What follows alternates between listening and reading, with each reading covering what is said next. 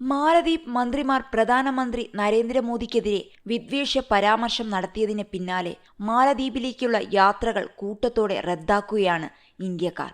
Boycott മാലദ്വീപ് campaign social മീഡിയയിലും വൈറലായിക്കൊണ്ടിരിക്കുകയാണ്. മാലിയിലേക്ക് പോകാതെ ലക്ഷദ്വീപിലേക്ക് പോകാനാണ് പലരും സോഷ്യൽ മീഡിയയിലൂടെ ആഹ്വാനം ചെയ്തിരിക്കുന്നത്. ഇപ്പോഴിതാ ലക്ഷദ്വീപിന് പിന്തുണയുമായി എത്തിയിരിക്കുകയാണ് നടി രചന നാരായണൻകുട്ടിയും. അടുത്ത യാത്ര എന്തുകൊണ്ട് ഇവിടേക്ക് ആക്കിക്കൂടെ എന്ന അടിക്കുറിപ്പോടെ ലക്ഷദ്വീപിൽ നിന്നുള്ള മോദിയുടെ ചിത്രമാണ് നടി പങ്കുവച്ചിരിക്കുന്നത്. സുഹൃത്തുക്കളെ ടാഗ് ചെയ്തുകൊണ്ടാണ് രചന നാരായണൻകുട്ടി പോസ്റ്റ് ഇട്ടിരിക്കുന്നത്. ലക്ഷദ്വീപ് ടൂറിസത്തെ പിന്തുണച്ചുകൊണ്ട് നടൻ ഉണ്ണി മുകുന്ദനും നടി ശ്വേതാ മേനോനും അടക്കമുള്ളവർ നേരത്തെ രംഗത്തെത്തിയിരുന്നു.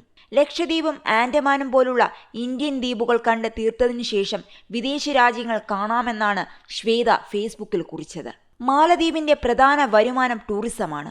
ഏറ്റവും കൂടുതൽ ആളുകൾ മാലദ്വീപ് സന്ദർശിക്കുന്നത് ഇന്ത്യയിൽ നിന്നായിരുന്നു. കഴിഞ്ഞ വർഷം 17 ലക്ഷം വിദേശ വിനോദസഞ്ചാരികൾ രാജ്യം സന്ദർശിച്ചതിൽ 2.5 ലക്ഷം ഇന്ത്യക്കാരുണ്ടായിരുന്നു.